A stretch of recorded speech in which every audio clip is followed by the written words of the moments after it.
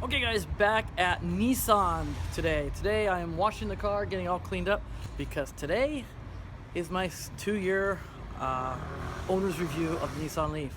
I want to do it with my wife. I want to do a really good job. Today I have to do it by myself. My wife is working again this weekend. So it's a beautiful day though. It's gorgeous, and we don't get very many of those lately because we're in the rainy season. So I'm going to take advantage of the nice weather. I'm going to have the car all cleaned up here, and we'll get going on the two-year owner's review. All right, let's do it.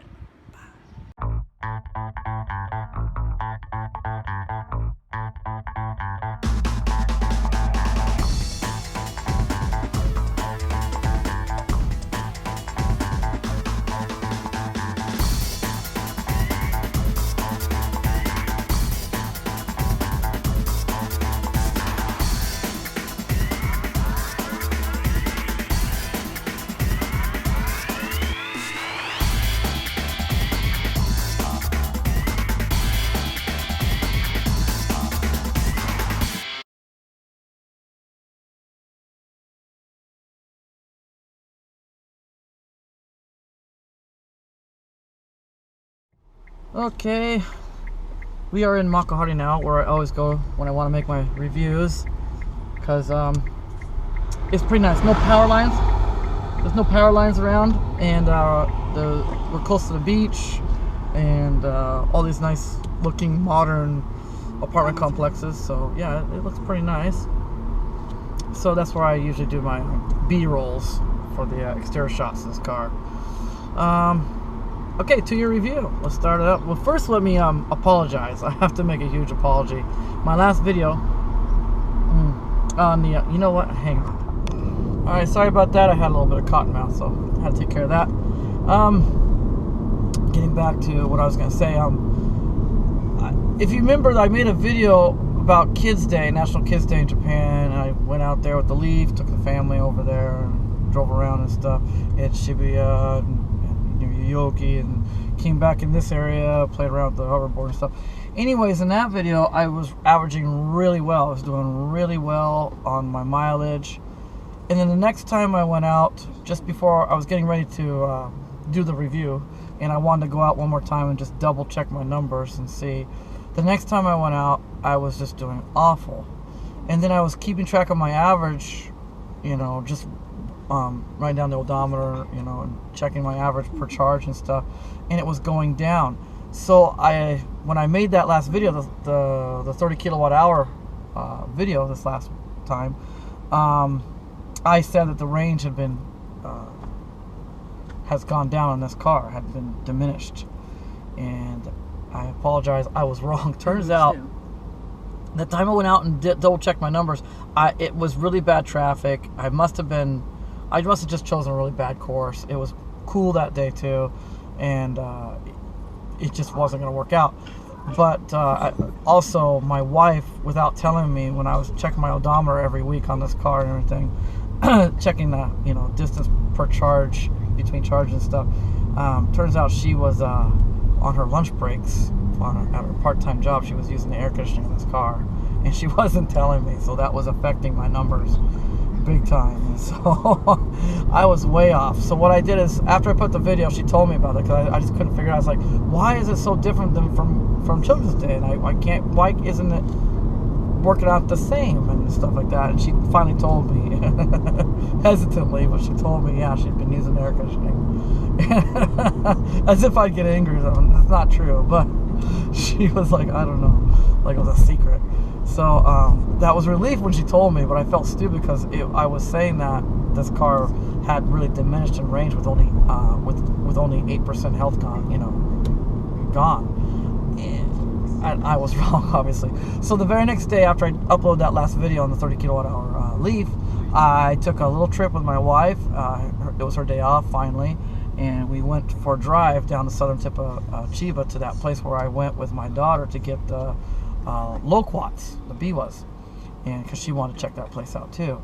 And without even trying, because last time I went with my daughter, I used the van, and this time I took this car. We went on the highway. We were going like over 80 kilometers an hour, and that's going up mountains and stuff, and everything. And on the way home, I was calculating my mileage off of an 80% charge, and I was just floored. I was just like, this is crazy what the way I've been driving. I wasn't even trying to be careful with my mileage, really. I'm just saying, I wasn't going above and beyond like I did in that driving tutorial. I wasn't doing stuff like that in that tutorial. I was just driving. I was driving carefully. But I wasn't like, I wasn't going over and beyond like for a trip or something.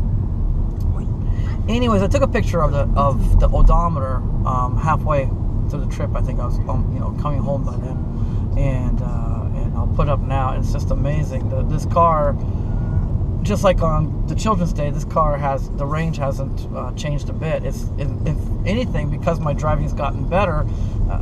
After 2 years of driving this car, with the health gone down 8%, is at 90. Oh, I'm sorry, 7%. I just checked my what do you call it? The Leaf Spy. I just checked my Leaf Spy, and because temperatures have gone up a little bit, it did affect the health of my battery. It went up to 93%. So 7% battery, degradation, but mileage has actually gone up. I actually do better now than when I first got the car. Off of 80% charge, I can get almost 170 kilometers. That's like well over 100 miles off of 80% charge. That's crazy. Yeah, especially it did degrade 7%, but even at 7% degradation, it's still doing great. 2 years and 2 months into the ownership of this car, that's great. I mean, I am aware it's going to go down, and it's probably going to go down pretty soon. And I won't be able to get these numbers I'm getting right now, but I'm aware of that. And like I said, in this country, it's not a big deal. I might have to charge more often than I do now, but there's chargers everywhere. In fact, I want to talk about that. Since I bought this car, I think they've tripled the amount of chargers available to us drivers now, with dealerships putting more chargers in. Some of them even have two chargers per dealership now.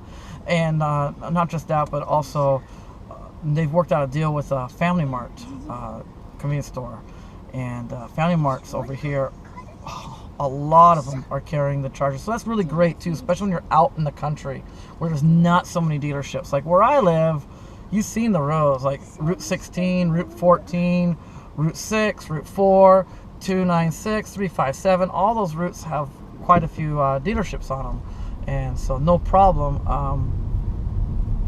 no problem charging on those routes, the main routes and stuff.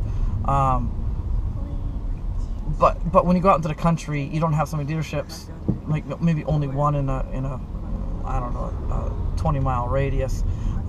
That's where these convenience stores come in handy, because convenience stores are everywhere, and a lot of them Family Marts do have chargers now, and so it's really gone up. One thing, the negative thing about it I've noticed is all these places I used to be able to charge for free, like it was a service for shopping at their place, malls and grocery stores and stuff. They're starting to charge now because they're having a problem with the plug-in hybrids using the chargers and just staying there too, parking there and just staying there. After they charge, they just leave the car there. And a lot of people complained that had EVs, and the stores did take care of it. They fixed the problem. The plug-in hybrids don't want to use those chargers anymore because they have to pay now. They charge, but now the EV people, they don't want to use it either because it's a ridiculous charge. It's much higher than if we were to pay, somewhere else. They're really ridiculous charges. So that kind of sucks. But there's just chargers everywhere, so it's not a big deal anyways. And you can still use the slow chargers for free. And I've lately been using the slow chargers because this car, it does charge up pretty fast, even on a slow charger. I can charge up more than enough juice to go home from any location pretty much in about 2 hours time. And when you're going shopping and stuff, you don't want to plug in for 15-20 minutes and have to run back out and move the car. That's why people are getting mad with the I don't want to say the name, but it's made by Mitsubishi. That's a big hint. The plug-in hybrid made by Mitsubishi. Anyways, those owners would plug in, charge on the quick charger, which takes really long because the battery is really small, so it takes much longer than even a Leaf takes to charge. And then they would just leave it there too after it finished charging, so it was useless. But yeah, we have a great network now, incredible network. And so that's a real bonus for anybody that bought this Leaf the same time I bought my Leaf. I bought mine in 2014. And already when I bought my Leaf at 2014, they've already done a really great job putting chargers everywhere. I remember just being amazed by the amount of chargers. When I didn't have the electric car, I never thought about it, I didn't look for it. But when I got this car, I started noticing everywhere. And now they have even triple that amount. I mean, they're everywhere, and it just keeps growing. And the majority of them are on that network where I use that card. So I pay a flat rate of $15 a month. Well, $15 a month on the van. This one is $30 a month, and that covers all the chargers pretty much. So I don't have to pay extra for them. It's, like I say, like they call it Sky Tai Hodai, and that pretty much means all you want is annual use. You don't have, they don't charge you to use the chargers with that card. And that card, you know, you think, well, $30 a month, that's pretty high, but that's not just for the chargers. That's covering my. I have to do every 2 years. Well, first brand new car you get to go 3 years, but after that, every 2 years you have to do a special government inspection of the vehicle, and it's very expensive, very expensive. Standard price is over $1,500 on most cars to do a government inspection on these cars every 2 years. And the first one is on a brand new car. Like I said, the first time is 3 years on a new car, and the first time it will be covered with that money we're paying into it. We won't have to cover it. We won't have to worry about that. It also that amount, also that money we pay into that card also covers the concierge service we have with this car, where you call the operator and you tell the operator what you want to do, and they'll program your car for you, or they'll call for help for you, whatever, you know. That's covered in the cost of the card. Also towing, if we ever did make a mistake, or the battery starts degrading and you realize too late that you can't go as far as you used to go, and you get stuck out somewhere, it's free tow. It's free towing for the life of you own the car, and that's included in that. They call it free. I mean, you do pay into it per month. There's a whole bunch of stuff included in that. It's kind of like Amazon Prime. It's not just one thing. It's covering a whole bunch of different stuff. So it's really cool. I love this service. So I'm not upset about paying $30 a month to use the charger network. You know, it's great. In the blue van, we only had to pay $15 because they still gave us the same deal because we have this car. So it's even though I'm paying $15 a month for that, I'm getting the same service as this one because it's the same car. You know, we already have an electric car, so that was cool. It was nice of them to do that. They gave us They gave us a good deal on that. And once again, I'm paying $50 a month for that card on our van, electric van, and it gets all the same coverage: the towing, the concierge service, the government inspection, all that stuff is included in that price. That's cool. That's really cool. I want to say that now that I've had the car for over 2 years, Nissan, I'd never owned a Nissan before I bought this car. I've always liked Nissan, of course I did, because of GTR, and also I like the 300ZX, and I don't even know if it's called 300 anymore. They call it Fairlady Zeta over here, so I don't know the model number anymore, but I love those cars. Actually, my favorite is the 240, the 240S, like that, the original. Oh my gosh, that is a really cute little car. I love that car. Straight six, quite a bit of horsepower for its age, and that was a fun car, according to what I hear from people, a fun car to drive. So I've always liked Nissan, but I've never owned one. I always thought Nissan was actually too expensive. To me, it was a big name. To me, it was like above. To me, it was above Toyota for the brand name was above Toyota to me. And it turns out it's actually quite affordable, more affordable than a Toyota, way more affordable than a Honda. Honda's actually out of the three makes a Honda, Toyota, and Nissan. Honda's the most expensive brand over here, and then it's Toyota, and then the Nissan's on the bottom, and so I didn't know that. So I always bought Hondas. I always bought the most expensive one, thinking I was buying the cheaper one. How dumb am I? Anyways, so this is my first car with Nissan, and the service is incredible. Better service, better customer service than Honda even gave, and the cars are really well built, very economical. If you buy a gasoline car, really economical, very, very. As far as price performance is, what you get for what you pay for, head and shoulders above the other competition, if you ask me, on ICE cars, on the internal combustion engine vehicles, as well as electric vehicles. Doing great. They're doing great on that. Yeah, just little things. I mean, just little things. The customer service is incredible. I know people say this all the time about the Teslas, but honestly, Nissan over here in Japan, it's the same way. And the reason why it's the same reason as Tesla. Pretty much Tesla owns all their places where you buy the car, because you don't really buy the car from them, you order online. So Tesla owns all those spots, and that's why they're not allowed into Texas and stuff, because which I totally disagree with. Texas thinks that they should be allowed to, they should, how's it going? Oh, gosh, it's kind of confusing to me. I never really thought about it when I lived in America, but dealerships are family owned or privately owned or something like that, and Texas doesn't want a company to own it. They want the people to be something like that, franchise. I don't know how it goes, but all I do know is it sounds awful. It sounds awful, because I do remember when I lived in America, it really didn't matter which dealership you bought your car from. Same, like you go to one Honda and you go to a different Honda, it made a difference where you bought your Honda. It really did. Over here, it's the same experience wherever you go, because it's just like Tesla. Nissan owns all their dealerships over here. They're not, what do they call it? They're not like America. And so you get those little bonus things, like you go to a dealership and while I'm charging, somebody comes out and takes my order they want. What would you like to drink? Would you like coffee? Would you like cocoa? Do you want cola, orange juice, whatever, tea? And they'll take an order and they give you little snacks with your drink, and there's a TV you can watch, and or even like when you're just leaving, it's just little things like you're leaving and all these guys come out to help you out of the parking lot, and they bow to you and bow every. I mean, it's crazy. Just those little things, they add up for a nice customer service experience. And I've never had any trouble. When I've had problems with the cars, they get on it right away. They never give me trouble. They don't say, no, I'm not going to work on it. Sometimes they can't find the problem like that. EMV, since we got it, it makes a noise on the front right hand area, and they can hear it. They hear the noise, but every time they put up on the lift, they can't figure it out. It just must be like they're thinking it's the damper boot or whatever, it goes over spring. They think it's making that. They just don't know.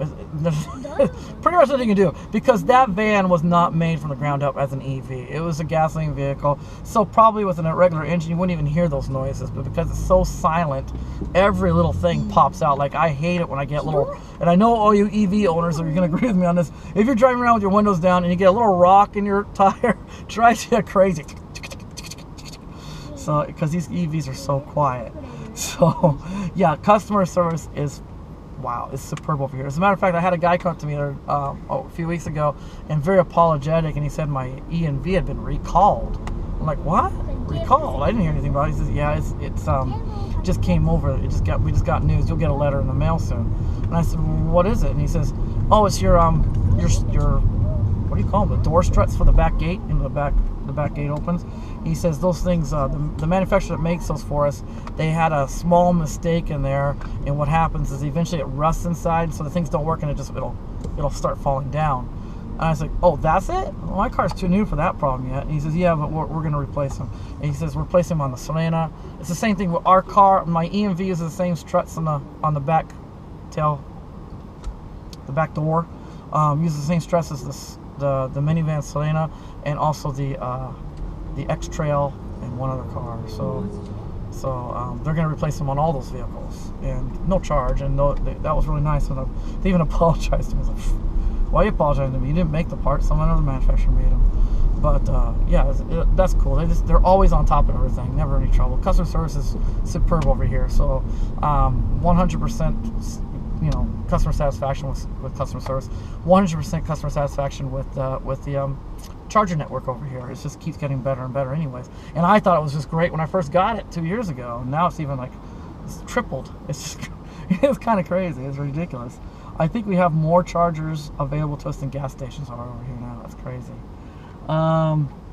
Yeah, so there's that. I got a scratch in my car when I was parked at my house. Somebody, either a kid or an adult on a bicycle, nailed it. It had to be a bicycle. It's about pedal height to my car, and they nailed it hard. And it's such a deep scratch, and sanding it a little bit and stuff isn't going to fix it. I'll have to replace the bumper eventually.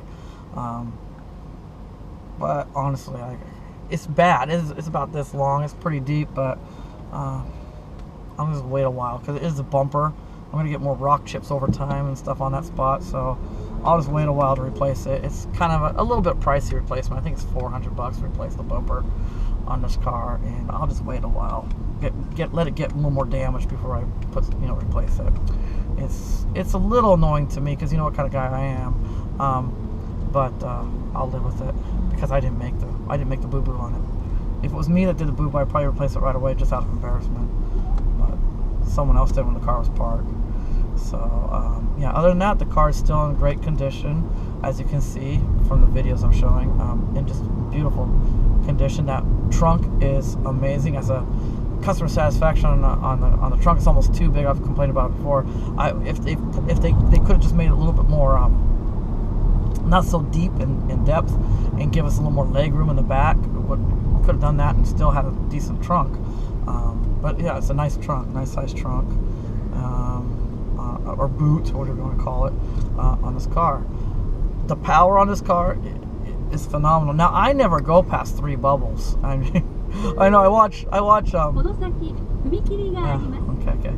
I watch Ian's videos all the time, and it's so funny because he goes like 5 or 6 bubbles over for power and stuff, and I'm sure you all do that because of where you live. I mean, over here I don't have to go more than 3 bubbles. That's more than enough juice to get up a hill even over here and stuff. Most of the time, I mean, some of the mountains I have to give it some pretty good, goose it pretty good, but most of the time I don't have to do that where I live. And so it's kind of funny, but this thing is amazing with the power. I do use the power. You guys probably, you think I don't because I'm such an an eco driver, but actually I do. Pretty much every charge, once or twice while I'm driving, I'll just really full throttle it because I just love the feel. This thing, they say it is equivalent to a 6-cylinder, 3-point-something liter engine, the power that this thing has. However, the torque is instant, so it even feels even more powerful than that equivalent car because you have that instant torque. This thing is powerful. This thing is fast. Top speed isn't the greatest because of that the gearbox they gave us, but it is a fast car. And they also limit it. Like I've talked about before, how Tesla recently started a new mode on their cars where they had to change the fuse on it. They put a pyrotechnic fuse on it, and they changed all their cables to handle higher amperage because all electric motors are so efficient. You can actually double their output. So it says 80 kilowatts, right? Our motor's 80 kilowatt. You could double that to 160 for a few seconds at a time, and there would be no problem with that. It would not bother the motor at all. You can't do it for long time, but like 10 or 15 seconds at a time would not bother it at all. And that would just be really cool if they ever offer something like that, like what Tesla offers for their cars. If Nissan ever thought about having a button we could push, it would give us like a 5 or 8 second boost of power when we wanted it. That would be a lot of fun because you could totally do it. They would have to do some rewiring like Tesla had to. Now, the battery they have on this car, and especially the size of the motor, they wouldn't have to use a pyrotechnic fuse, I don't think, if they doubled the output on it. I don't think they would have to do that. It's not that big of a motor like a Tesla motor, but they could totally do that. These cars are incredible. But the power by itself, the power that just comes standard in this car, it's just really amazing. And I was impressed. As an owner, this is an owner's review. This is why I'm doing it this way. I'm not doing it like a regular review person. This is an owner's.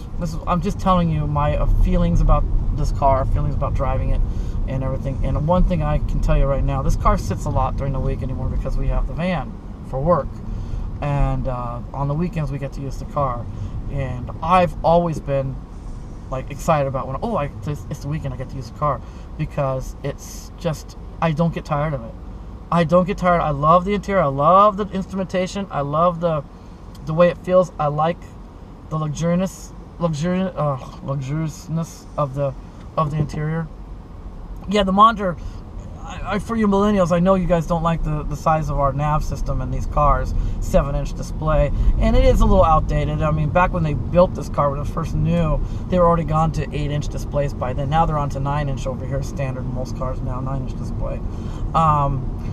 I get that to you guys, but as a driver, as a person that like me that just enjoys the car itself, I could care less. It's plenty big enough for me for what I need it for, what I use it for. I don't need bigger. Honestly, it's not like a big van where you have people in the back that want to be able to watch TV too, way back there. In that situation, now the TV's too small on my EMV. It should have been bigger, or they should have given me the option to be able to have a pop down a monitor in the back, but they didn't give me that option. So yeah, it's a little too teeny in the van, but as far as this car goes, it's fine. I just love the interior. I love the feel. I love the low center of gravity with that battery pack right below our, between our wheelbase. That low center of gravity, that just the grip it has, the power, the quietness, the smoothness of the transmission. Well, if you call it, that's not even a transmission, but the gears, the gearbox is just so smooth. The power band is so good throughout the whole gear, pretty much because of that electric motor. Just a wonderful car to drive, and it's just a teeny battery. For electric vehicle out there on the road, this car has, for its size, it's got one of the smallest battery packs out there, pretty much, except for maybe the Renault Zoe, maybe something else, or i3, the original i3, yeah, something like that. But i3 is smaller than this car, and a lot lighter than this car. For a car this size, it's a teeny battery pack, and actually, if you really try hard, it does work. I mean, you can get some decent range to about 100 miles if you try hard. You could do 100 miles on this car at full charge. And me, I get about 104. What is it? Yeah, about 140 miles roughly. If I really try hard, I can get about 140 miles on a full charge on this car, which is just, it's quite good for size battery it has. It's a teeny battery compared to a Tesla. I mean, it's just like Tesla popped a battery like this in their car. They can maybe go 30 miles before they need to charge it. Maybe not even that. I mean, it is a teeny battery on this car, but it does fine. I thought Nissan really found a good balance there for the very first car to keep it economical for your power in the 80 kilowatt hour or 80 kilowatt motor for your power and your smoothness and your just your drive itself. Plenty of power in that motor. And the battery, the 24 kilowatt hour battery, at the time it was very expensive to make lithium batteries even at 24 kilowatt hours, and I thought they found just a really good medium ground, something that would work for the first EV, that would be realistic. You could really use it. Granted, you would need of course you need a better infrastructure than a Tesla needs, but if you had that really good infrastructure, the car would work for you. And Norway knows what I'm talking about. Norway is they have a really excellent infrastructure for Nissan Leafs, and they can pretty much go anywhere they want in those cars as well, just like I can. And so they know what I'm talking about. I mean, this car, for the very first electric car Nissan ever put out, we're only on the, not really second generation, but it has had a major model change, kind of major minor change when it went to the 2012 models. But really, for the first electric car that Nissan put out, they nailed it really good for a consumer, mass production car. Really I couldn't be happier. I still get excited about driving this. And what was really interesting to me is my wife the other day, we were I think it was last week when I was going to take her to the Loquat, by the Loquats in Chiba, and I said, "Oh, you want to take the van?" I said to her, because I know she likes the van. She likes it a lot. I said, "Oh, so you want to take the van?" And she says, "No, I want to take the Leaf. I love the Leaf." And I said, "Oh, really?" Because I always, and she says, "Oh, I like the van because the sliding doors and you sit high. I like that." But she says, "I absolutely love it." She's like, "I get excited about this car because it's so quiet, so comfortable. It's just so luxurious," she kept saying too. And it kind of shocked me because she's never said that. She always just loves talking about the van. But she too does look forward, since we don't use it so much anymore because we have the van, the weekends, she really does look forward to using this car. She loves this car. And we aren't getting tired of it. 2 years into it, and as you can tell, I can just go forever talking about this car. Really, as far as customer satisfaction goes on quality and build and everything, loving it, loving the car. It's a very durable car. I love the fact that pretty much most everything in this car is made from recycled materials. I like that. I think it's kind of cool. I'm not anti-recycle, not at all. I love the fact that I think it's so cool that these seats are made from PET bottles, the recycled PET bottles. These are really nice cloth seats. They're very soft and comfortable. I love these seats. And I've owned a lot of cars. I even had a BMW 3 Series when I lived in America for a while. Granted, it was a piece of crap. It was an old one. But I've had a lot of cars, both new and used. And by far, this is my best car I've ever owned, ever. It's my best car, my favorite car I've ever owned. I think my wife can agree with that one too. So as far as customer satisfaction goes, 100% right there, okay? Quality of the car, I would say 100%. We haven't had any trouble with this car at all. It's doing great. It's really dependable. The range is excellent. Like I said, 2 years into it, and battery did degrade 7%, but our range hasn't degraded at all. So yeah, the as far as quality of build, excellent, right up there. I love the way these wheels look. I love these 17-inch wheels they put on this car. This started on a 2012 model. They started putting these wheels on, and I just absolutely love them. I love the way they look when it's moving. And I shot some video, you can see it right now, of the car moving, you know, going by, and it really sharp looking car. A lot of people give it a bad time about its looks. I think it's a very good looking car. I do. I like it. I like those bulging headlights. I think they're so cute. It's also so unique. I like unique. I like to have a car that it stands out, and this car definitely stands out. It's a hatchback, so I mean, it's not gonna, of course it's not the looks of a Tesla Model S, which is a hatchback as well, but Tesla, those are gorgeous cars. Yeah, they are beautiful cars. They're definitely better looking than this car, but they better be. At the price you're paying for those cars, they should be much better looking, and they are. But I still think this car is very attractive. I think it's good. I feel not embarrassed at all going places with this car. Like, sometimes we go to high-end hotels, and we've tried a few 3-star Michelin restaurants and some high-end hotels and stuff, and I pull in for the valet parking, and I'm not embarrassed at all.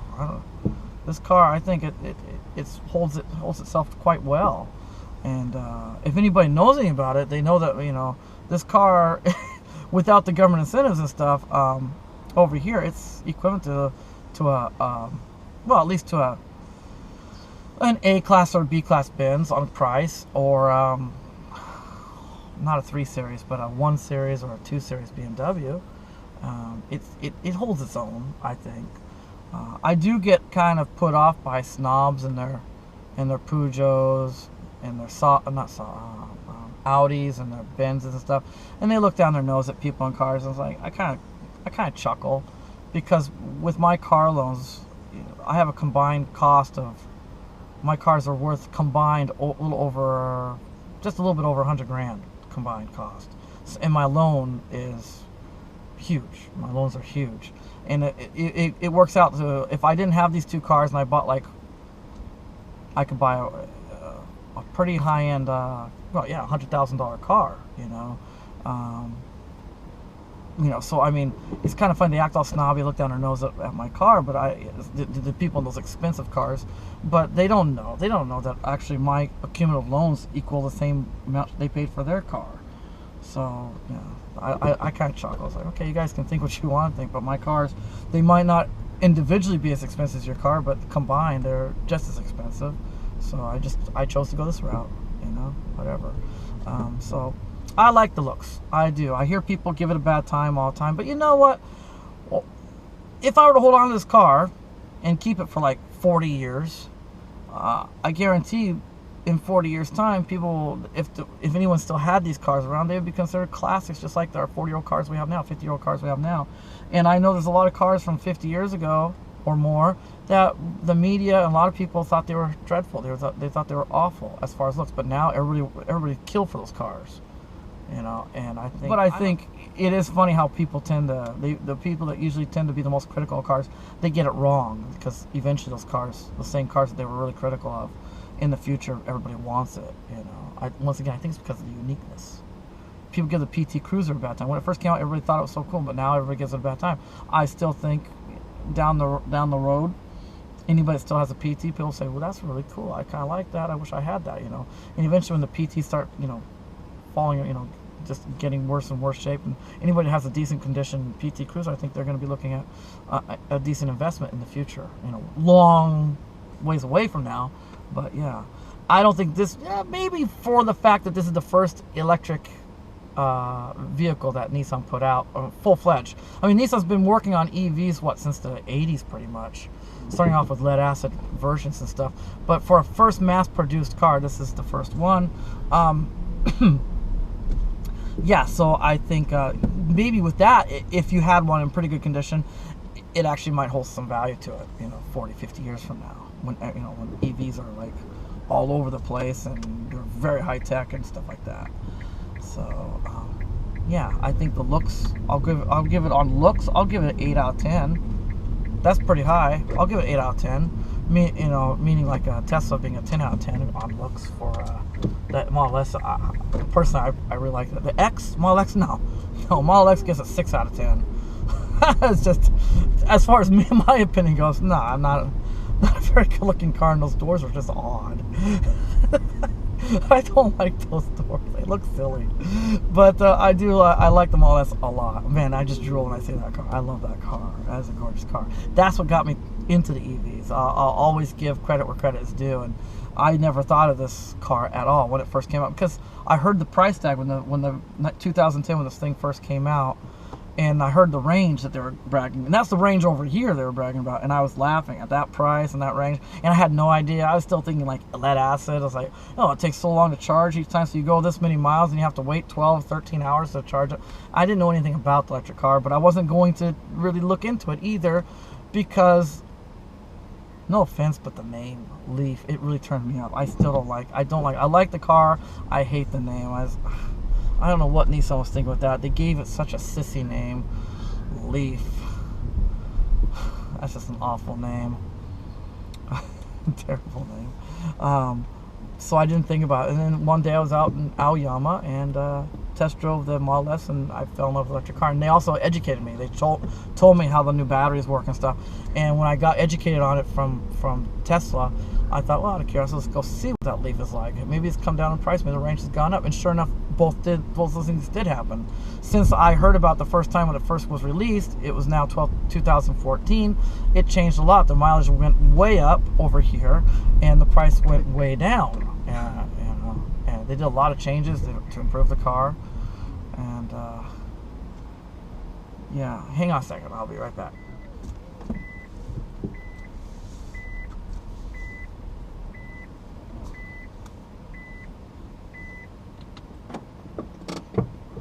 I want to apologize if I'm having a hard time talking today, because I'm having some kind of serious health issues right now, and I'm on like 6 different medications. So. Maji? Yeah. Yeah, 6. You didn't watch me take my medicine today?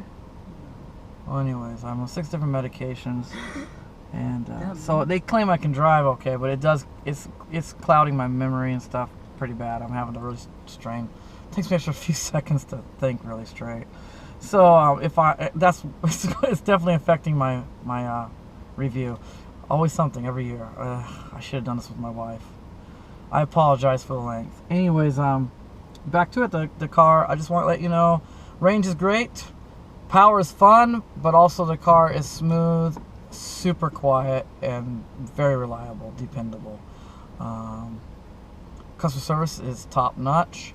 I think looks, even though I got that bad scratch in the front, I think as far as looks go, this car is very, very attractive car for hatchback. They did a pretty good job on it, and I'm looking forward to the new model. I think it's going to be pretty amazing. A whole new model change when that comes out next year. Anybody's thinking about purchasing a Leaf, I'm going to let you know right now, I'm planning on holding on to this for quite a while. I want to change, as bad as everybody else, I want to change to 60 kilowatt hour when it comes out. But I think I wouldn't be doing anybody a service. The whole point of this channel was to show what EVs can do. And honestly, most people that have an EV are doing YouTube channels. They hold on to it 2-3 years max, and then they switch, change over. That's not doing anybody any favors. Let's really find out. I really want to know what these cars' range are like, and what's the realistic life like with an EV that's 5 years old.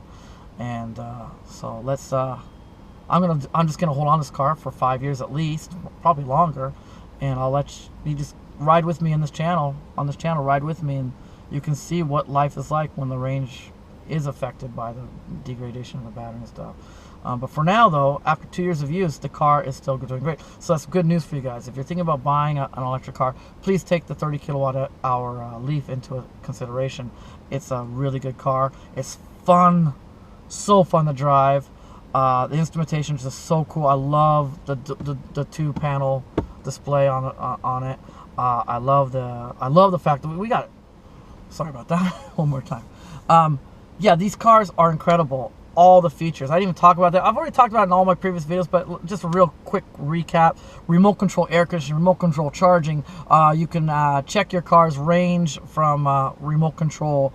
You can program the navigation system from laptop, from telephone, from iOS device, from Android device. You can pre-program your route and have it in your car waiting for you before you get into the car. So you plan a trip at night before from your house or from your office, and then get into your car, and it's in your navigation waiting for you to use it.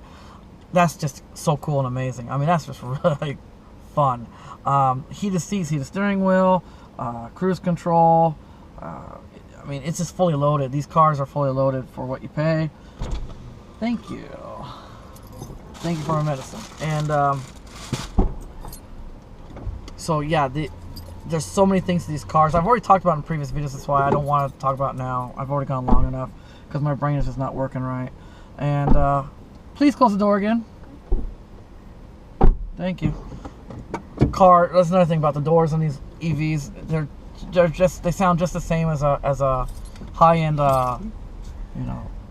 Benz or BMW. Just a really good feel to those doors on this car when you close it. Solid. So yeah, I've already gone over everything. But if you do buy a car too, if you do buy a Leaf, also option it up. Otherwise, it's gonna be too simple. You're not gonna like the simplicity. You know, I have automatic mirrors now when I lock up. I have a little special kit so I can watch TV or movies while I'm driving instead of just when the parking brake's on. It bypasses the parking brake switch. I have special floor lamps in here. I fully loaded it up with all the options, and I recommend you doing the same, please. Okay, that's it for my review. I hope I didn't leave anything out. If I did, just ask me a question in the comment section. Okay guys, thank you so much. Bye.